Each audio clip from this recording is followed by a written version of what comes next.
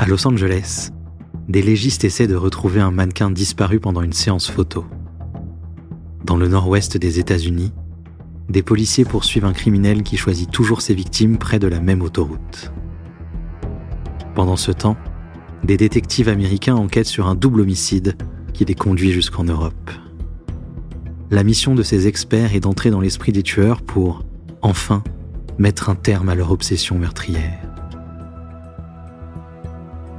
Vous écoutez Obsession meurtrière dans la tête des tueurs, première partie.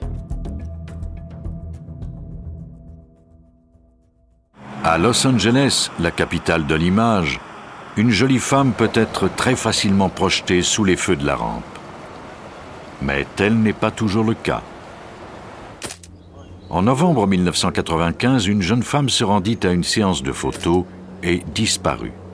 Puis ce fut le silence. Ses parents et amis s'inquiétaient. Ils n'avaient pas eu de ses nouvelles depuis des jours. Un homme fit alors une découverte qui allait se révéler très importante par la suite. Un après-midi, un préposé à l'entretien des autoroutes trouva par hasard une photo.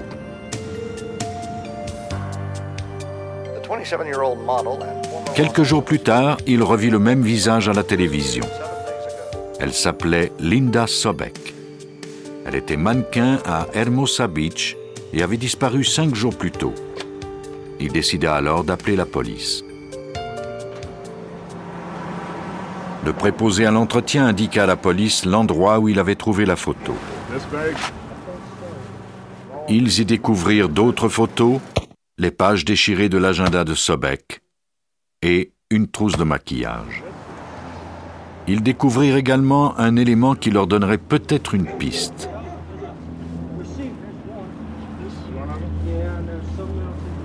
Il s'agissait d'un reçu de location d'une wagonnette Lexus, un prototype qui n'était pas encore sur le marché.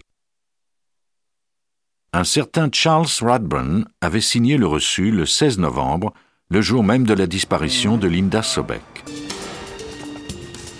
La police apprit que Radburn était un photographe reconnu spécialisé dans la photo de voiture. Il était considéré comme l'un des meilleurs. Radburn déclara qu'il ne comprenait pas pourquoi ce reçu s'était retrouvé avec les objets personnels de Linda Sobek, mais il admit qu'il était sans doute la dernière personne à l'avoir vue. Le matin de sa disparition, elle lui avait demandé de le rencontrer sur le terrain de stationnement d'un restaurant. Elle se cherchait du travail, mais il n'avait rien à lui offrir. C'est le détective Mike Robinson du service de police de Los Angeles qui prit la déposition de Radburn. Il a dit qu'il s'était parlé brièvement dans sa voiture près du restaurant Dennis. Il a jeté un coup d'œil à son portfolio et lui a dit avoir un agenda très serré. Il lui a alors demandé de sortir de sa voiture. C'était le jour de sa disparition et il était midi. La dernière chose dont il se souvenait, c'est qu'elle déverrouillait la portière de sa Datsun blanche. La voiture de Linda Sobek se trouvait toujours dans le parking du restaurant, mais la piste s'arrêtait là. Radburn était vraisemblablement la dernière personne à l'avoir vue. Il fut convoqué au poste de police pour un interrogatoire complet, mais il ne se présenta pas. Robinson apprit alors que le photographe avait contacté une de ses amies qui faisait partie de la police. Elle avait reçu une télécopie au contenu plutôt confus, dans laquelle il avouait avoir tué Linda Sobek par accident. Il menaçait de se suicider. Les policiers se rendirent immédiatement chez lui. Il était ivre et incohérent. Il fut mis en détention provisoire. En prison, il donna une nouvelle version des événements. Il avoua avoir menti lorsqu'il avait déclaré ne pas avoir retenu les services de Linda Sobek. Il raconta l'accident tragique qui était arrivé dans un coin reculé du désert de Mojave. Radburn projetait de photographier Linda en train de faire des cascades avec le prototype. Il avait pris le volant pour lui montrer comment faire des arrêts contrôlés. Il déclara qu'il avait perdu le contrôle au cours des manœuvres, que l'arrière du véhicule avait percuté Sobek et qu'elle était morte sur le coup. Pris de panique, Radburn avait creusé une fosse dans le sable et y avait enfoui le corps. Il était si troublé qu'il ne se souvenait plus à quel endroit. Il devenait de plus en plus évident qu'il mentait. Mais il faudrait en faire la preuve. Certains accusés ont déjà obtenu gain de cause avec des versions aussi peu convaincantes. Les policiers étaient déterminés à découvrir les failles dans la version de Rathbun. Le véhicule fut saisi. Malheureusement, il avait été nettoyé à 2 reprises depuis la disparition de Linda Sobek. Les enquêteurs espéraient qu'il resterait tout de même quelques indices. La première tâche consistait à découvrir des points d'impact. C'est Heidi Robbins de la police de Los Angeles qui s'en chargeait. L'analyse préliminaire n'a révélé aucune trace d'impact à l'extérieur du véhicule. Comme c'était un prototype et qu'il était neuf, il était très propre. En tant qu'experts légistes, nous ne sommes pas habitués à ça. Il n'y avait pas une égratignure, pas une bosse. La prochaine étape consistait à en examiner l'intérieur. Bien que les sièges de cuir semblaient n'avoir jamais été utilisés, il y avait du sang entre les coussins et sur les coutures. L'analyse révéla que le sang correspondait à celui de Linda Sobek. On retrouva également 4 longs cheveux blonds qui lui appartenaient. Robinson remarqua alors qu'une des portières était bosselée. Peut-être y avait-il eu une bagarre à l'intérieur. Les marques découvertes dans la voiture suggéraient une version très différente de celle de Rathbun. Malheureusement, sans le corps de la victime, il était impossible de reconstituer les événements, et le suspect avait déclaré avoir oublié l'endroit où il avait enterré le corps. 8 jours plus tard, afin de prouver sa bonne foi, Rathbun déclara se souvenir où il avait enterré le corps de Linda Sobek.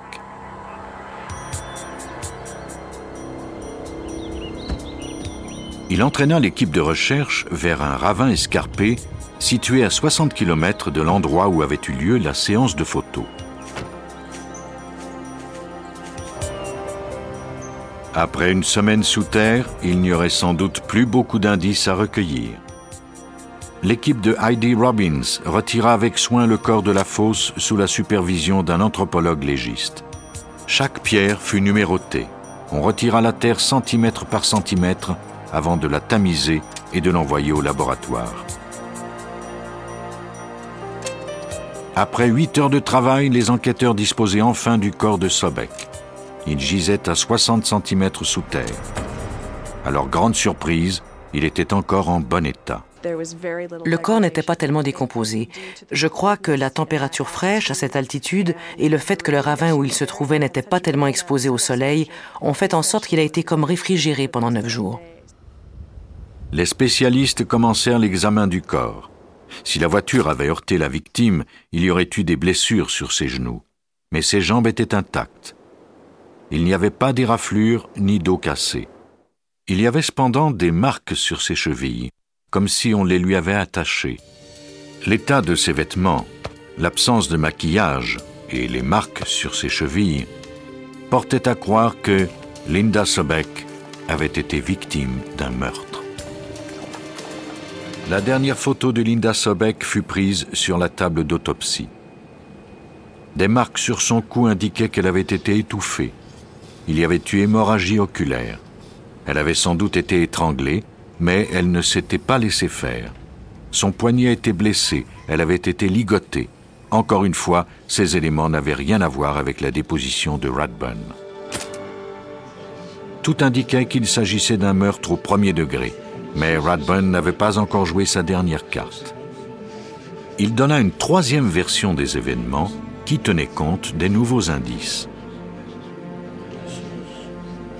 Selon lui, Sobek avait commencé à se déshabiller et à prendre des poses érotiques.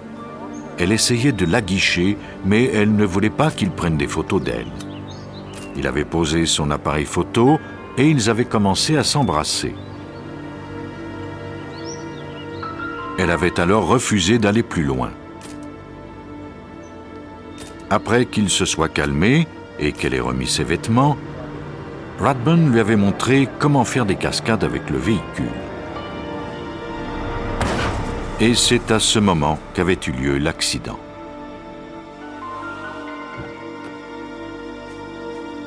Il croyait qu'il l'avait frappée et tuée, mais elle était simplement tombée en cherchant à éviter le véhicule.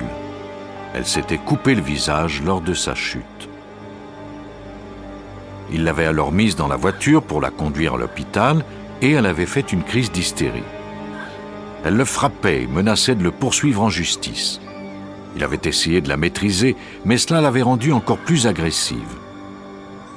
Il s'était finalement assis sur elle et elle avait cessé de crier. Il avait réalisé qu'elle ne respirait plus. Il l'avait alors sortie de la voiture et tenté de la réanimer, mais il était trop tard.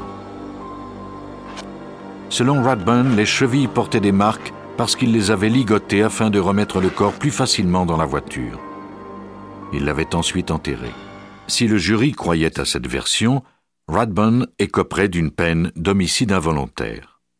Afin de prouver ce qu'il avançait, il montra les 5 rouleaux de pellicule qu'il avait pris ce jour-là.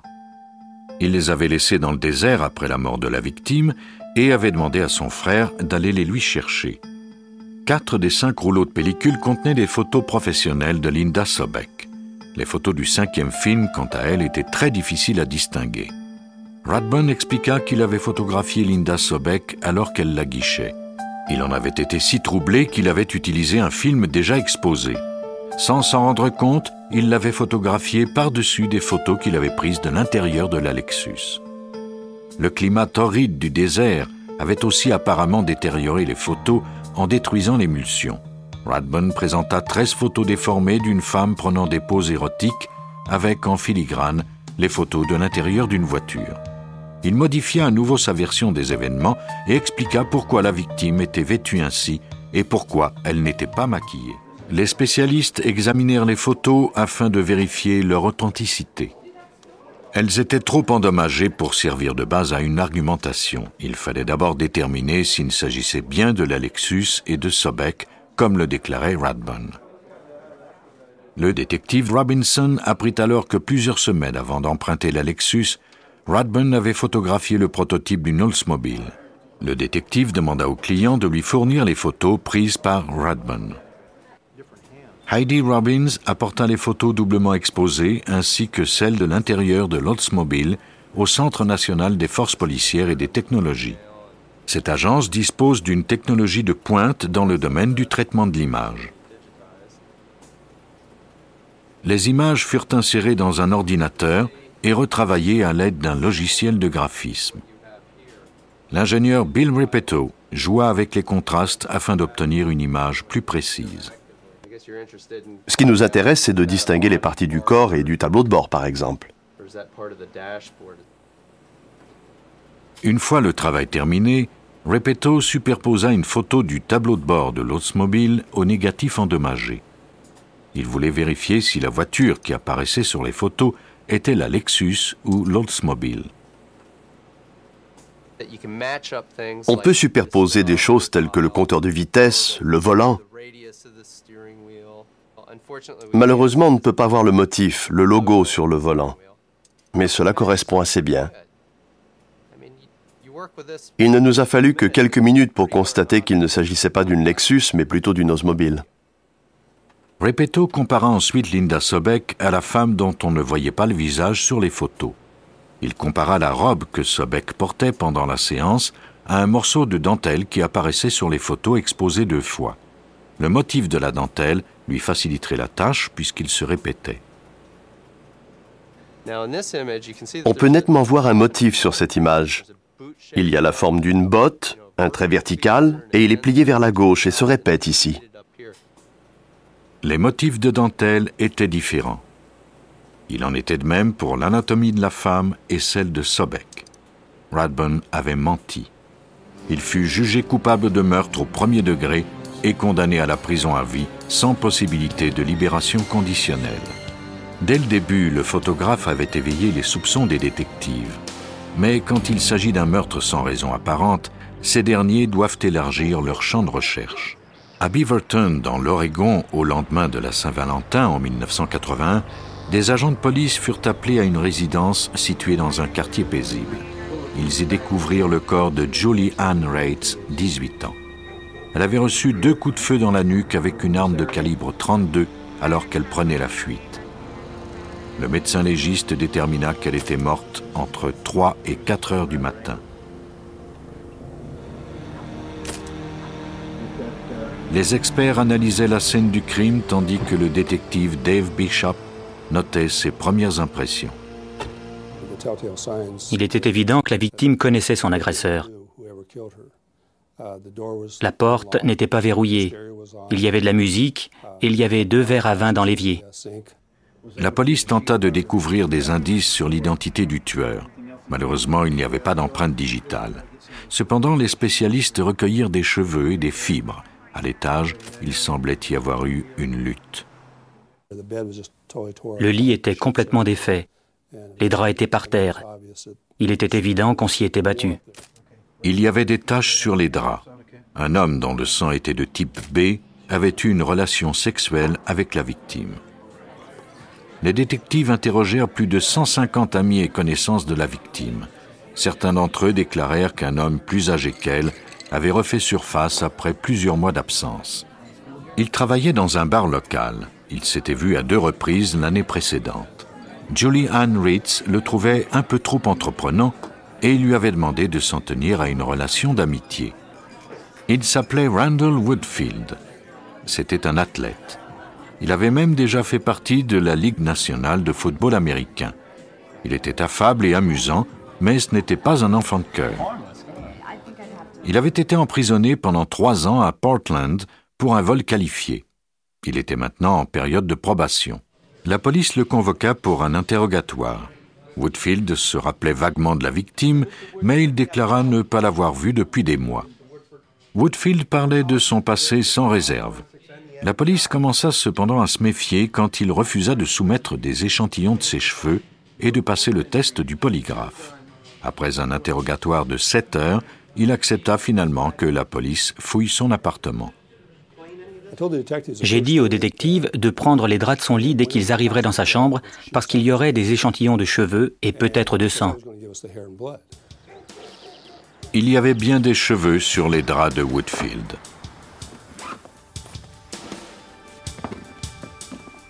Les policiers découvrirent également un projectile de calibre 32 et un rouleau de ruban adhésif blanc dans un sac de gym.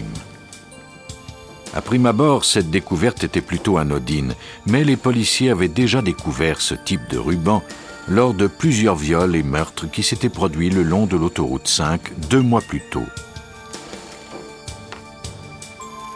Y avait-il un lien entre le meurtre de Julie Ann Rates et ces autres cas? Les soupçons des détectives s'intensifièrent lorsqu'ils vérifièrent les relevés téléphoniques de Woodfield. Il vivait avec une jeune femme qui était propriétaire d'une maison dont il louait une partie. Je lui ai demandé si elle savait s'il avait appelé Beaverton et elle m'a répondu « Sans aucun doute, j'ai reçu la facture de téléphone aujourd'hui et elle dépassait les $200. Il a appelé tout le monde. » Bishop obtint une copie de la facture de téléphone. Quand il était en voyage, Woodfield aimait contacter ses anciennes amies et il faisait facturer ses appels sur le compte de sa propriétaire. Le détective y chercha le numéro de Julie Ann Rates. Il n'était pas dans la liste, mais Woodfield avait composé d'autres numéros suspects. Tout d'un coup, c'est devenu très clair. C'était comme si je voyais la carte de l'autoroute 5. Depuis le mois de décembre 1980, un criminel faisait des ravages le long de l'autoroute 5 à travers 3 États. Il commettait des vols dans des commerces qui longeaient l'autoroute, puis sodomisait et tuait parfois les jeunes femmes qui y travaillaient. La police avait formé une escouade spéciale pour le retrouver, mais n'était parvenue à recueillir que quelques maigres indices. L'homme travaillait toujours de la même façon. Il s'attaquait à des femmes qu'il ne connaissait pas et ne laissait jamais d'empreinte. Il portait souvent une fausse barbe et une cagoule. Le 18 janvier 1981, soit un mois avant le meurtre de Julie Ann Rates, la police fut dépêchée à un immeuble à Salem, dans l'Oregon, près de l'autoroute 5. L'immeuble était à plusieurs kilomètres au sud de la résidence de Julie Ann Rates. Lisa Garcia et Shari Hall nettoyaient des bureaux lorsqu'un homme entra. Il agressa sexuellement les deux femmes, puis leur tira des coups de feu dans la nuque. Fait incroyable, Lisa Garcia survécut. Bien que confuse, elle parvint à alerter le service d'urgence. Grâce à un heureux hasard, les 2 balles n'avaient pas atteint son cerveau. Sa copine, Shari Hall, n'eut pas sa chance. Elle mourut à l'hôpital. Les détectives analysèrent la scène du crime. Ils recueillirent des cheveux et des échantillons de fibres, ainsi que des douilles de calibre 32. Les indices et la façon d'attaquer du meurtrier semblaient indiquer qu'un tueur en série était à l'œuvre. Vous venez d'écouter Police Scientifique. Si vous avez aimé ce podcast, vous pouvez vous abonner sur votre plateforme de podcast préférée et suivre Initial Studio sur les réseaux sociaux. Cet épisode a été écrit par Steve Zorn et Lauren Marcus et il a été réalisé par Joseph Wisha. Police Scientifique est un podcast coproduit par Initial Studio et New Dominion Pictures, adapté de la série documentaire audiovisuelle New Detectives, produite par New Dominion Pictures. Production exécutive du podcast, Initial Studio. Production éditoriale, Sarah Koskiewicz et Astrid Verdun, assistée de Sidonie Cotier. Montage, Johanna Lalonde, avec la voix de Benjamin Septemours.